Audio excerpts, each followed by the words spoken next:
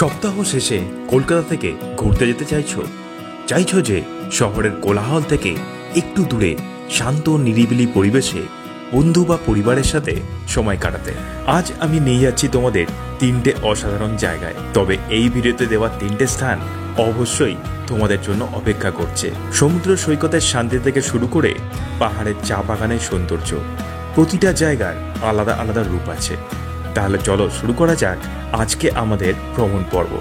আর ভিডিওটা শুরু করার আগে তোমাদের কাছে কিন্তু একটা ছোট্ট রিকোয়েস্ট আমার আছে, প্লিজ সাবস্ক্রাইব মাই চ্যানেল। তোমরা কিন্তু অনেকেই ভিডিও দেখো কিন্তু সাবস্ক্রাইব করো না। সাবস্ক্রাইব কিন্তু তোমাদের কাছে কিছুই না, কিন্তু আমার কাছে অনেক কিছুই। আর তাছাড়া সাবস্ক্রাইব করতে তো পয়সা লাগে না, সো প্লিজ সাবস্ক্রাইব।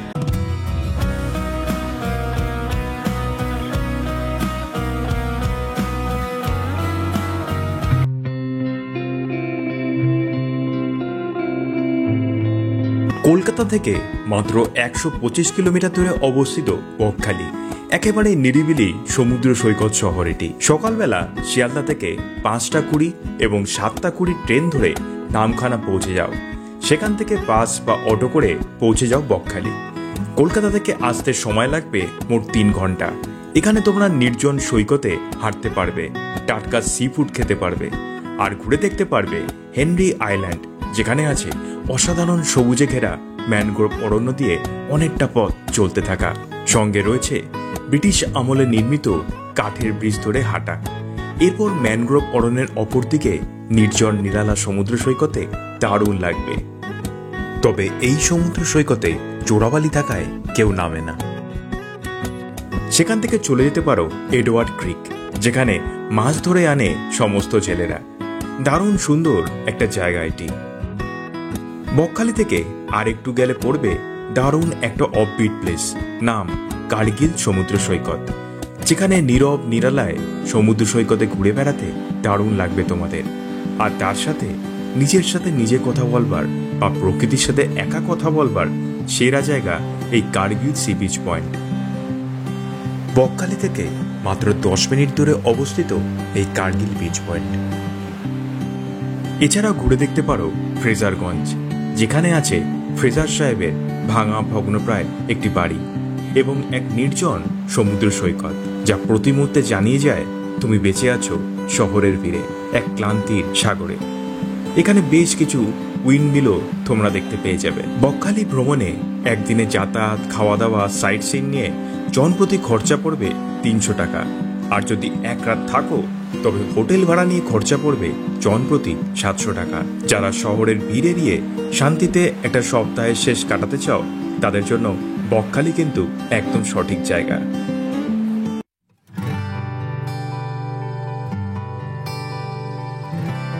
এরপর আজকে আমার সেকেন্ড লিস্টে আছে তাজপুর। বাংলার সমুদ্র তটের আরেকটা লুকোনো রত্ন এই তাজপুর। অর্ধচন্দ্রাকৃতি সৈকত আর নানা অ্যাডভেঞ্চার অ্যাক্টিভিটির জন্য বিখ্যাত এই জায়গা। কলকাতা থেকে বাসে বা ট্রেনে চলে আসো বালিশাই। নামলাম বালিশাইতে। এই বালিশাই থেকে কিন্তু আমরা যাব তাজপুরে লেক ভিউ রিসর্ট। বালিশাই থেকে অটোয়ে শেয়ারে গেলে ভাড়া পড়বে জনপ্রতি 40 টাকা, কিন্তু 8 জন না হলে অটো ছাড়ে না। আমরা পৌঁছেছিলাম দুপুর প্রায় 1:30, তাই এত বেলায় সহযাত্রী না পাওয়ায় অবশেষে 200 টাকা দিয়ে রিজার্ভেশন করে আমরা পৌঁছালাম আজকে আমাদের আস্তানা লেক ভিউ রিসর্টে। গাড়ি নিয়ে আসবে, অনায়াসে কিন্তু এখানে পার্কিং করতে পারবে। এখানে প্রচুর বড় স্পেস আছে 4 চাকা পার্কিং করার জন্য। এখানে এসে তোমরা লেক ভিউ রিসর্টে থাকতে পারো। এখানে রুমগুলো বেশ বড়, এসি রুমও আছে, সঙ্গে বড় ও ছোট বেড রয়েছে ঘরের মধ্যে। এছাড়া বসার জায়গাও এখানে রয়েছে। রিসর্টে এসে ক্লান্তি দূর করতে ঝাঁপিয়ে পড়তে পারো সুইমিং পুলে। গান চলবে, সঙ্গে ফোয়ারা চলে সুইমিং পুলে। এরপর চলে আসো দুপুরের খাবার খেতে এখানকারই রেস্টুরেন্টে। দুপুরে খাওয়া দাওয়া দারুণ দেয় এখানে। সবকিছুই প্যাকেজের মধ্যে এটা ইনক্লুড থাকে। এক এক দিন আলাদা আলাদা মেনু থাকে। আমরা যেদিন গেছিলাম পমফ্রেট মাছ পেয়েছিলাম। খাওয়া দাওয়া শেষে একটু ঘুরে দেখে নিতে পারো এখানে আশপাশের সুন্দর পরিবেশ আর সঙ্গে মৃদুমন্দ লেকের হাওয়া। এখানেও প্রতিটি জায়গা নিরিবিলি নিস্তব্ধতা তোমরা পাবে। বন্ধুদের সাথে বা পরিবারের সাথে কাটাতে দারুণ একটা ফাঁকা সময় তোমরা কাটাতে পারবে। সঙ্গে একটু ধুলে নিতে পারো দোলনায়। দুপুরে একটু ঘুমিয়ে বিকেলে চলে আসো সমুদ্রের পাড়ে। দারুণ সুন্দর একটা সময় সমুদ্র সৈকতে তোমরা কাটাতে পারবে। ভালো একটা সময় তোমরা কাটাতে পারবে ঘুরে বেরিয়ে এবং একা প্রকৃতির সাথে কথা বলে। এই সমুদ্র পাড়েই রয়েছে আবার মোহনা, সেটাও একটা বাড়তি পাওনা। আমি এখন যেই বিচে রয়েছি এই বিচের নাম বিশ্ব বাংলা বিচ। একদম নিরিবিলি না হলেও এই সমুদ্র সৈকতও তেমন মানুষ তোমরা পাবে না। সঙ্গে সূর্যাস্তের দৃশ্য উপভোগ করতে পারাটা বেশি আনন্দ দেবে। আর এছাড়া সমুদ্রের পাড়েও বেশ কিছু রেস্টুরেন্ট আছে, সেখানে বসে তোমরা ডাবের জল খেতে পারো। এছাড়া খাবার দাবার খেতে পারো সমুদ্রের মনোরম দৃশ্য উপভোগ করতে করতে। সকালবেলা হতেই ভালো লাগবে লেকের ধার ধরে হাঁটতে, আর তার সঙ্গে ভালো লাগবে ঢালাও খাওয়া দাওয়ার ব্যবস্থা। সকালের ব্রেকফাস্টে দারুণ একটা ব্যবস্থা এখানে কিন্তু রয়েছে।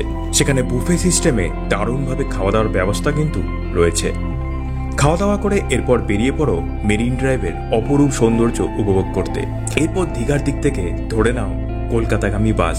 দীঘার তুলনায় তাজপুর অনেক শান্ত আর কম ভিড়ের। এখানে ঘুরতে থাকা খাওয়া জনপ্রতি প্যাকেজ নেয় লেক ভিউ রিসর্ট 2000 টাকা।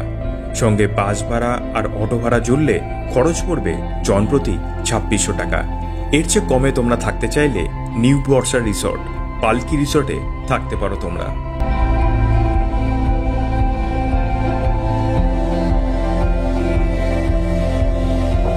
যারা পাহাড় ভালোবাসো তাদের জন্য দার্জিলিং সবসময় স্পেশাল। আর যদি শহরের ভিড় এড়িয়ে প্রকৃতিকে উপভোগ করতে চাও তবে ঋষিরহাট এক দারুণ জায়গা।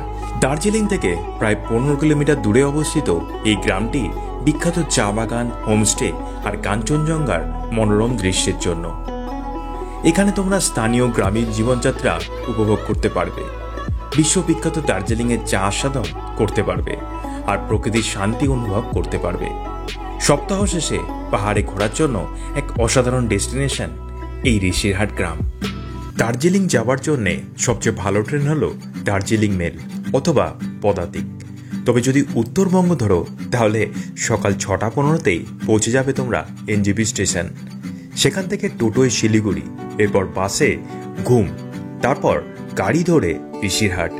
এখানে সবচেয়ে যেটা দারুণ লাগবে সেটা হলো হোমস্টে থেকে অবিরাম পাহাড়ের সৌন্দর্য উপভোগ করা। তার চেয়ে ভালো লাগবে পরের দিন গঙ্গা মায়া পার্কে গিয়ে পাহাড়ি নদীতে স্নান, যেটা একটা বাড়তি পাওনা এই ভ্রমণে আসলে। দার্জিলিংয়ের ঋষিরহাটে থাকা খাওয়া যাতায়াত সব নিয়ে খরচা পড়বে তোমাদের জনপ্রতি 5 লাখ টাকা। আমার এই ভিডিওতে দেওয়া প্রতিটি স্থানের ব্যাপারে বিস্তারিত ভিডিও আমার চ্যানেলে রয়েছে। এছাড়া এই ভিডিও ডেসক্রিপশন বক্সেও দিয়ে রাখলাম প্রতিটি ভিডিওর লিঙ্ক, যেখান থেকে আরও ভালোভাবে তোমরা জেনে নিতে পারবে স্থানগুলির ব্যাপারে। চারিদিকে মুক্ত বাতাস বইছে, প্রাণ ভরে শ্বাস নিয়ে নাও। শহরে গেলে তো খালি ধোঁয়া আর ধোঁয়া। তো আশা করি ভিডিওটা তোমাদের সকলের খুবই ভালো লেগেছে। তো ভিডিওটা যদি ভালো লেগে থাকে তাহলে কিন্তু অবশ্যই একটা লাইক করো, শেয়ার করো এবং চ্যানেলটা কিন্তু সাবস্ক্রাইব করতে ভুলো না। আর সাবস্ক্রাইব করার পর কিন্তু অবশ্যই বেল আইকনে প্রেস করো, যাতে আমার ভিডিওর প্রতিটি নোটিফিকেশন তোমাদের কাছে সবার আগে পৌঁছে যায়।